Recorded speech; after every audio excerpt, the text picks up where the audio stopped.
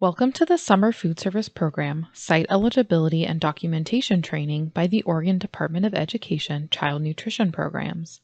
This training will address site types where all participants ages 1 to 18 are considered to be eligible to receive meals and/or snacks in the Summer Food Service Program and how that determination is made.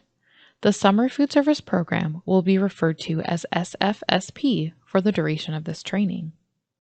In this training, we will review information on types of SFSP sites open to all eligible participants, sites with multiple child nutrition programs, special types of summer food service program sites, and how to determine and document site eligibility. Sponsors may operate the SFSP at one or more sites. Sites are the actual locations where meals are served and participants eat in a supervised setting.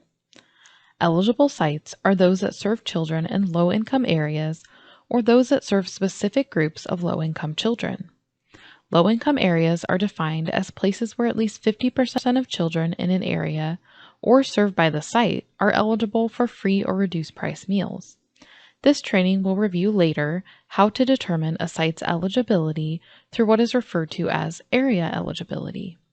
The most common SFSP sites are open sites and closed enrolled sites.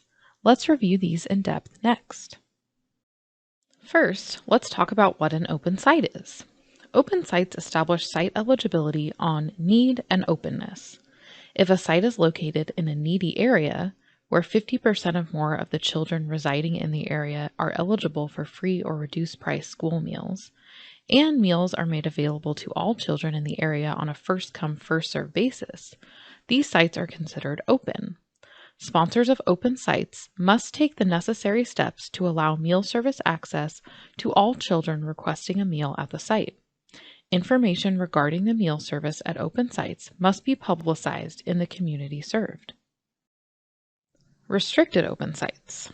On occasion, a sponsor that would normally operate an open site, meaning initially open to broad community participation, must restrict or limit the feeding site's attendance for reasons of space, security, safety, or control. In recognition of these circumstances, these types of sites operate as restricted open sites. The sponsors must make known publicly that the site is open on a first-come, first-served basis to all children of the community at large, but that the meal service will be limited as stated above. To qualify as a restricted open site, the site initially must be open to broad community participation from the eligible area in which it is located. The only limits that may be imposed on participation are daily limits for reasons of security, safety, or control.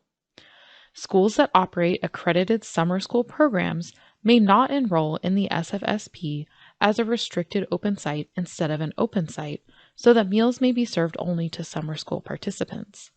This is not the intent of the restricted open site option and is an unauthorized use of this site designation.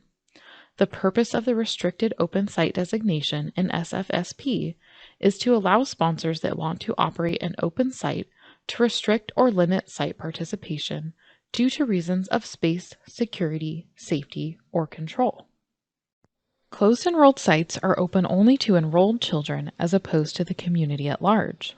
These site types are usually established where an identified group of needy children live in a pocket of poverty, identified low-income children are transported to a congregate meal site located in an area with less than 50% eligible children, or a program provides recreational, cultural, religious, or other types of organized activities for a specific group of children. All enrolled participants' meals may be claimed for reimbursement as long as the site can demonstrate at least 50% of participants are eligible for free or reduced price meals. Eligibility may be established through either individual participant eligibility of the children attending the site or through area eligibility. For a closed enrolled site using area eligibility information, this data may only be used if the site is serving children that live in the area in which the site is located. Additionally, if area eligibility is used to qualify a closed enrolled site, the sponsor must document how the community will have access to SFSP meals. This may be at nearby sites operated by the sponsor or partner organizations. Common locations where open or closed enrolled sites can be located include parks, school buildings, university campuses, enrichment organizations, libraries, farmers markets. In short, SFSP sites are typically in public or private nonprofit locations. ODE-CNP may approve meal service sites which are identified as for-profit locations if the site is operated under an approved SFSP sponsor, operate as open sites or restricted open sites, which include the site area is eligible, which is something we go in depth about later in this training. Meals are available to all children and serve SFSP meals to children on a first-come, first-served basis, and SFSP meals are served at no charge. Closed enrolled for-profit sites and for-profit camps are not eligible to be SFSP sites. If approved to operate the SFSP at a for-profit site, the sponsor must maintain operational control over the meal service at the site and must ensure that no SFSP funds are provided to the site. The sponsor must prepare the SFSP meals. The for-profit operations at the site may not prepare SFSP meals, and funds may not be provided, given, or otherwise paid to the site to employ for-profit operations staff. Only the sponsor's trained staff and volunteers are permitted to distribute the meals. Employees of the for-profit may be sponsor trained to serve SFSP meals, but they must volunteer their time to the sponsor. Some sponsors and applicants of the Summer Food Service Program participate in other federal child nutrition programs as well. These organizations may also participate in the National School Lunch Program and/or Child and Adult Care Food Program. There are some regulations around when certain child nutrition programs can operate.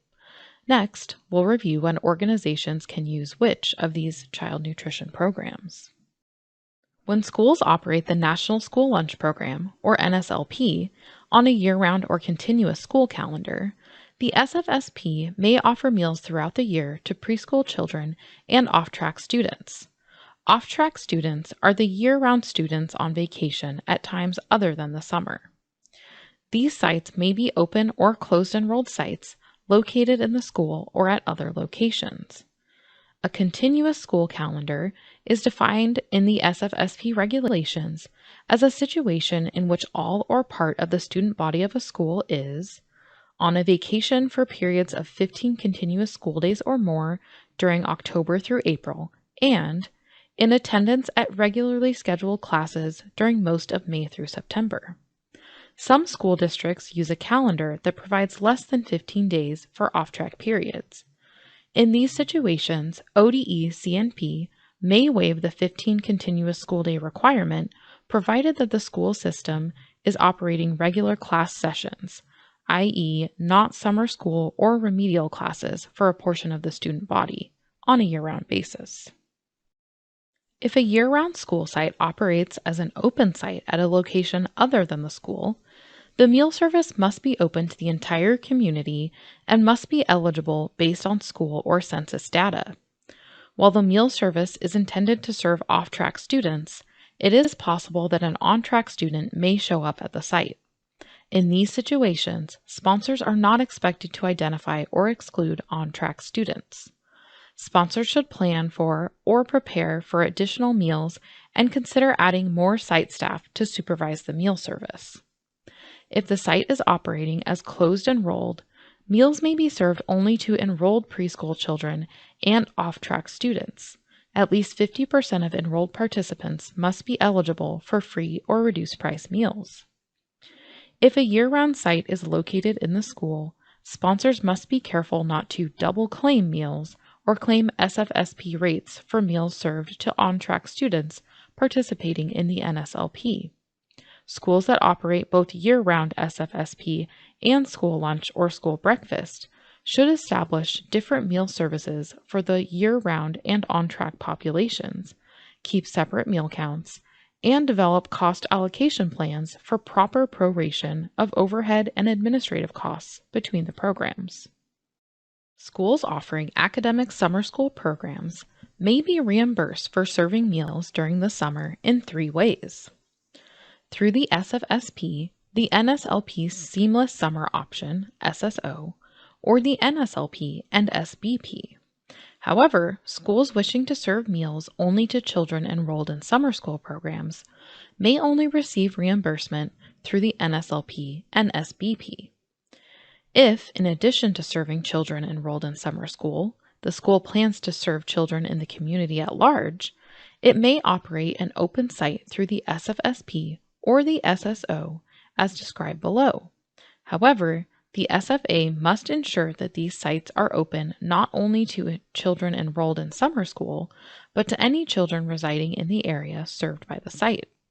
Schools that operate accredited summer school programs may not enroll in the SFSP or SSO as a restricted open site or closed enrolled site instead of an open site, so that meals may be served only to summer school participants. This is not the intent of these site types and is an unauthorized use of this site designation. The purpose of the restricted open site designation in the SFSP is to allow sponsors that want to operate an open site to restrict or limit site participation due to reasons of space, security, safety, or control. CACFP institutions that have sufficient changes in activities or enrollment, or develop a separate food service program for children who are not enrolled in the CACFP and meet SFSP eligibility criteria, may be approved to participate in the SFSP. Institutions that are approved for both the CACFP and the SFSP must ensure that the same children are not served meals in both programs. Separate records must be kept for each program. Institutions may not switch back and forth between participation in CACFP and participation in SFSP to serve the same children. If CACFP institutions wish to participate in the SFSP, they must serve children that would otherwise not be served under the CACFP. Institutions may not switch programs simply to receive a higher reimbursement in the summer months. Institutions may not establish separate entities using separate tax identification numbers to serve the same children under different child nutrition programs in order to avoid the program restrictions or to earn higher reimbursement. However, if there is a legitimate need for a separate organization and it meets the requirements in the preceding paragraph, then it may be approved to participate in SFSP if it meets SFSP eligibility criteria. In an effort to improve participation in SFSP by eligible institutions, some application requirements for CACFP institutions in good standing that wish to apply to participate in SFSP for the first time have been waived. Good standing means those that have not been found to be seriously deficient in program operation. CACFP institutions that want to operate the SFSP at the same sites where they provide meal service through the CACFP may follow the application requirements for experienced SFSP sponsors and sites instead of the application requirements for new sponsors and sites. This application provision will be most applicable to sites that operate the after-school at-risk meals and snacks programs. As after-school at-risk programs may not receive reimbursement during the summer months through the CACFP, we encourage these programs to apply to operate the SFSP for the summer.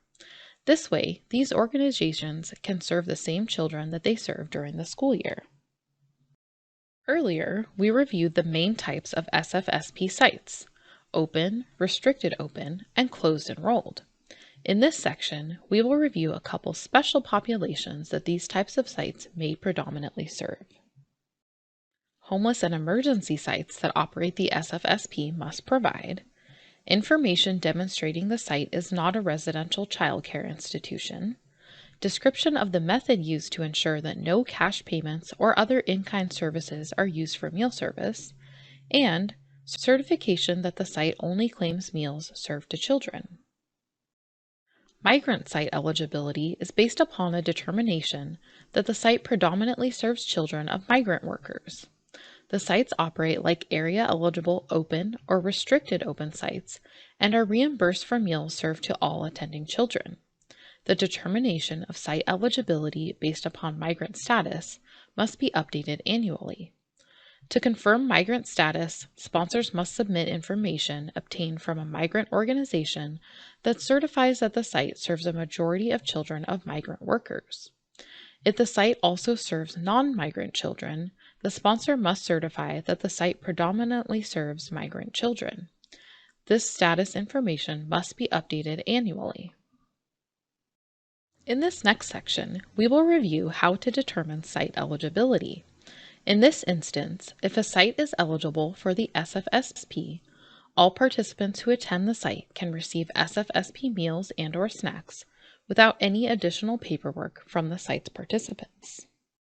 Generally speaking, children and teens ages 18 and under may receive meals through SFSP. A person 19 years of age and over who has a mental or physical disability, as determined by a state or local educational agency, and who participates during the school year in a public or private nonprofit school program established for the mentally or physically disabled, is also eligible to receive meals.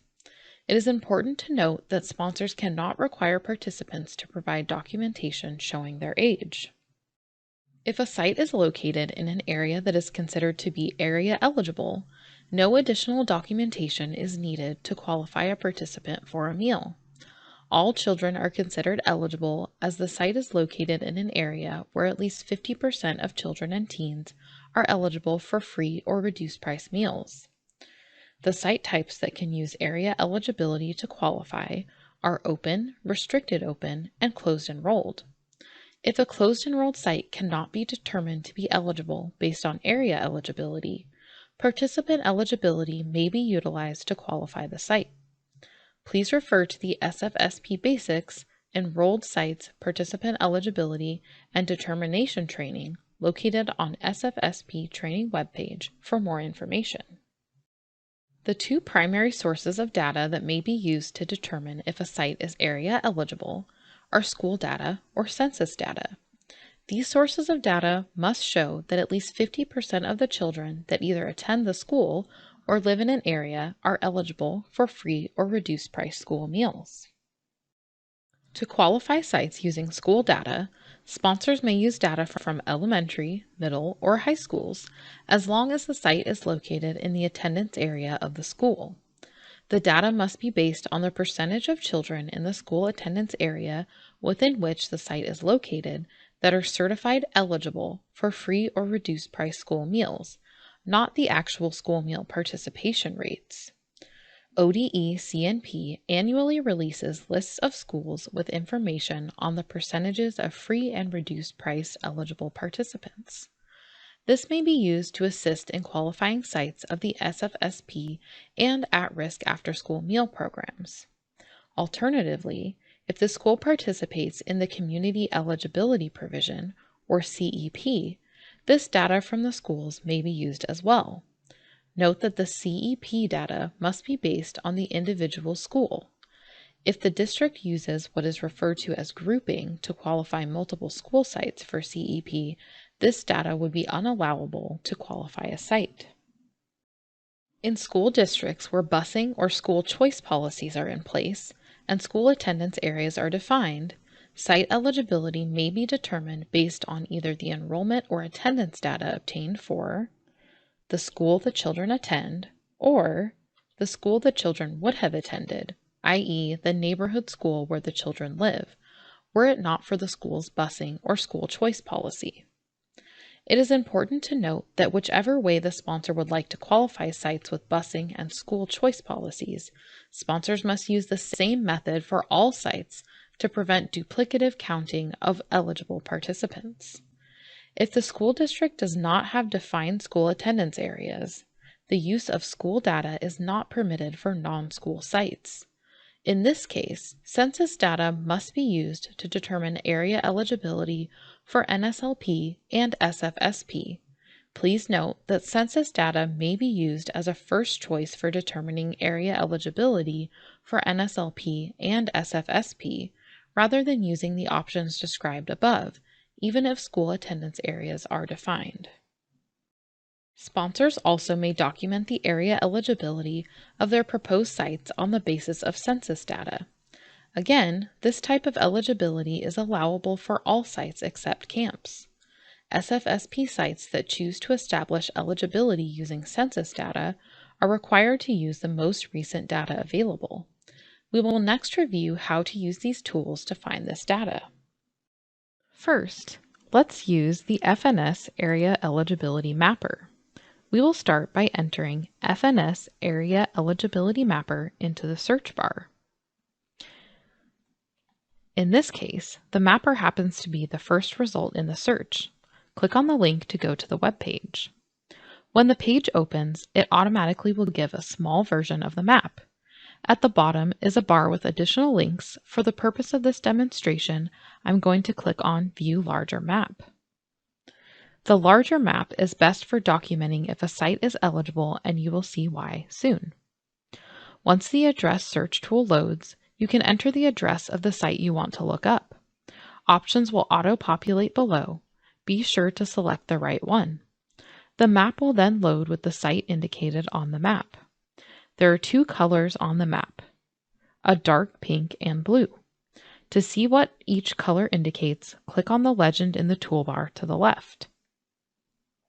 As you can see, this site is solidly in the pink region, indicating that yes, it is eligible. By clicking on a spot near the marker for your site, it will bring up an info box. Be sure that the info box is for the correct census block by expanding the map to ensure the site is within the correct census group.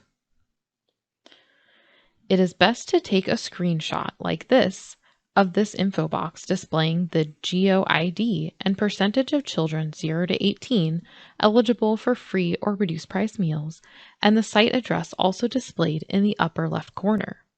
Please submit the screenshot to ODE CNP. The GeoID in the info box is the number that you will enter into CNP Web to document that the site is eligible. Now let's use the FRAC mapper to determine eligibility. Once again, we'll start by using a browser to search for the FRAC food mapper.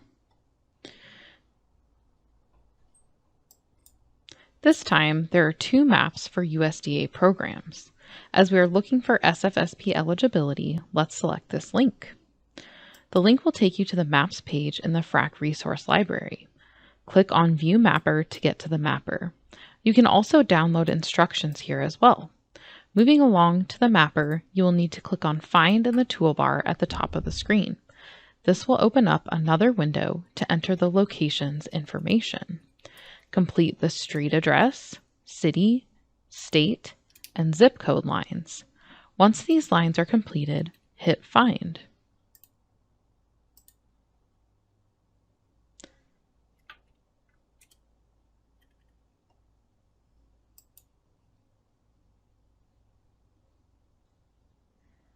The map will reload with the address starred on the map.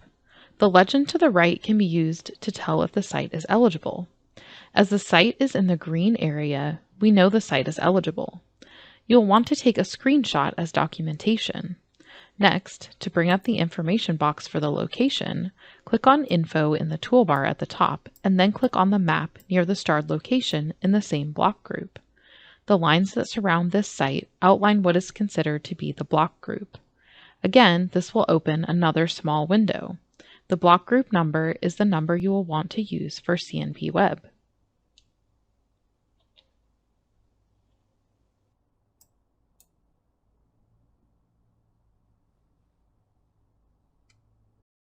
Occasionally, there may be a site that is close to qualifying, but under the 50% eligible threshold. In these instances, the Area Eligibility Worksheet may be used to see if a nearby block group map also may be used to qualify the site. This worksheet can be found on the public ODE CNP SFSP webpage under Determining Program Eligibility. Instructions on how to use this worksheet are on the top of the worksheet. Submit to ODE CNP a screenshot of the original block group used and the completed worksheet if the site can be made eligible using the worksheet and additional block groups. You will notice there are also links to both maps in this drop-down as well. Whatever way the site is determined to be eligible, sponsors must submit the method they are using to qualify a site to ODE CNP for review and approval. A copy of the school list may be used for sites within schools. If school data is being used to qualify a site outside of the school, but within an eligible school's attendance boundaries, the school list and either a school boundary map that shows the site is within the attendance boundaries, or a letter from school administration or transportation that states the site is within the attendance boundaries is needed. If using a school boundary map, the map must clearly show the site's location in comparison to the eligible school and the school boundary. If using census data, screenshots of the FRAC mapper or FNS mapper. Note that if a map is being used, it must be clear where the site is located and how the site is qualified, including the block group number being used. Documentation is required to be maintained by the sponsor for 3 years plus the current fiscal year. Area eligibility also may be established by using documentation from other approved sources to demonstrate that 50% or more of the children in a defined area are eligible for free or reduced price school meals. Eligibility determinations using approved alternative data also remain in effect for 5 years. Approved alternative data sources may include Departments of Welfare, zoning commissions, USDA's Rural Development Housing Authorities, Housing and Urban Development, HUD, housing authorities, and local housing authorities. For example, if an SFSP site is located in a HUD Housing Authority development and it does not qualify based on school or census data, the site may be considered area eligible using HUD data if residents of the housing development meet income eligibility requirements that are equivalent to or more restrictive than the SFSP requirements. Sponsors should work with ODE CNP and with the agency that maintains the data to confirm this information. Sponsors offering the program at sites located on Indian reservations may obtain and submit statistics on the population from one of the 12 Bureau of Indian Affairs area offices. School, census, and other eligibility data are valid for 5 years from the date eligibility is determined. Migrant sites are required to submit documentation annually to show it meets eligibility requirements. This concludes the training on site eligibility and documentation. The material covered in this training applies to sites that can use area eligibility to qualify as a meal site that may be open to all participants. For more information on qualifying a site based on participant information, please see the SFSP Basics Enrolled Sites Participant Eligibility and Documentation Training. Site types that will use this type of information include camps, upward bound programs, and national youth sports programs. If you have any questions, please reach out to your assigned child nutrition specialist. Here's a short message from the Oregon Department of Education. ODE supports equity and excellence for every learner and seeks to work with school districts, education service districts, and community partners like you.